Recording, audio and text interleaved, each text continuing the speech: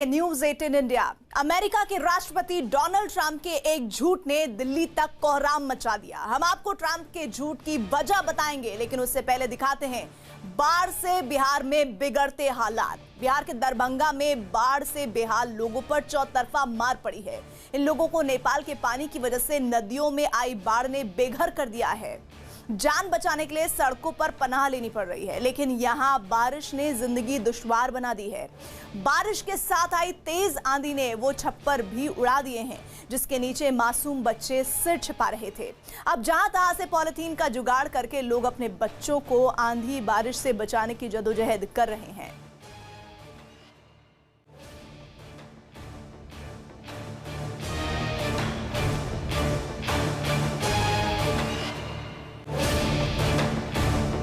बाढ़ में बेघर हुए लोगों के लिए बारिश भी बड़ी आपदा बन चुकी है। आंधी बारिश में सड़कों पर जैसे तैसे दिन गुजार रहे लोगों का क्या हाल होता है, इसे समझने के लिए हमारे सहयोगी चंद्रमोहन उन बाढ़ पीड़ितों के बीच पहुंचे। दरभंगा जिले के बिरौल थाने के मोहनपुर इलाके में हैं और इस इलाके में चारों तरफ पानी ही पानी है।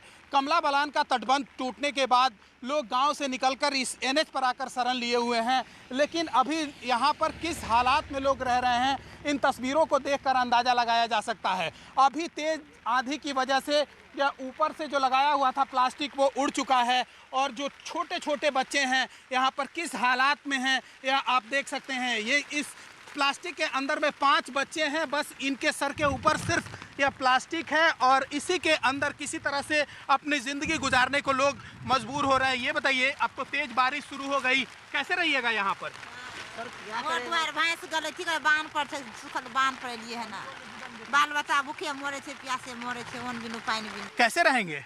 हम किस हालत में यहाँ पर कैसे खड़े हैं, लेकिन यहाँ से कोई मदद नहीं मिला है। 750 से अधिक पॉपुलेशन है, जिसमें 50% से यानी कि 10 पैसा 10 आदमी गांव में बसा है। बाकी 700 को 700 हम लोग 17 नंबर रोड NH 17 पर बसे हुए हैं। लोग NH पर बसे हुए हैं। ये बताइए, अब गांव जा पाइएगा आप?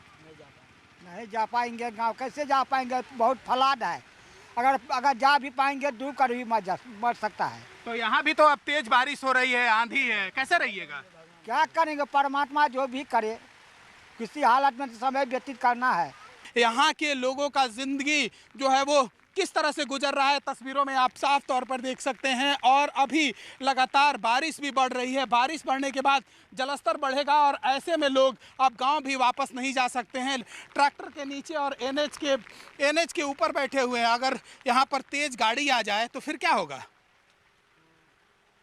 मर जाएगा। तेज गाड़ी आएगा तो खत्म हो जाएगा। कहना तो जान बचा रहा हूँ। ये बांध पर हम लोग जार से मर रहा हूँ। ठंड लग रही है बाबू? जी सर। तो बच्चे जो बैठे हैं उनको ठंड लग रही है, लेकिन कोई चारा नहीं है, इसलिए शायद यही जिंदगी गुजारने को लोग मजबूर हैं। दरभंगा में कमला बलान नदी की बाढ़ ने सब कुछ बदल दिया है।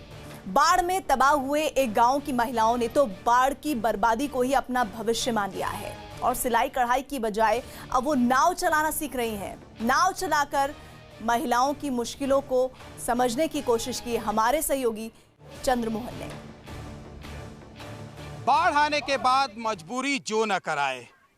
अब तक आपने सिलाई कढ़ाई और बुनाई करते हुए महिलाओं को देखा होगा, लेकिन इन तस्वीरों को देखकर आप अंदाज़ा लगा सकते हैं कि यहाँ की महिलाएं किस हालात में हैं और मजबूरी में अब नाव चलाना भी सीख गई हैं।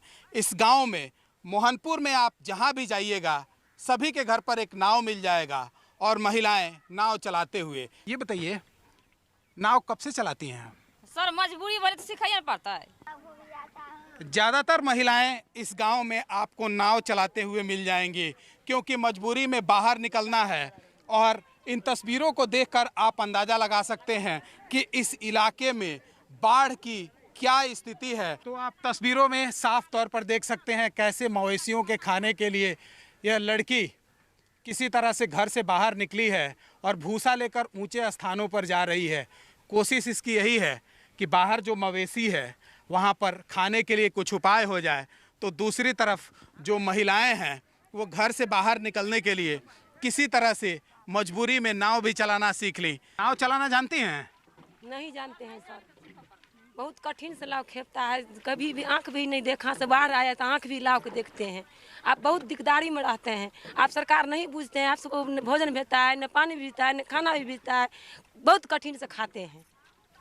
एक साथ खाते हैं, एक साथ भूखी भी मरती है, बाल बच्चा से भी सहता है, किसी मदद नहीं कर रहता है। पानी घर में है, भूसा भी डूब गया, कोई उपाय नहीं है।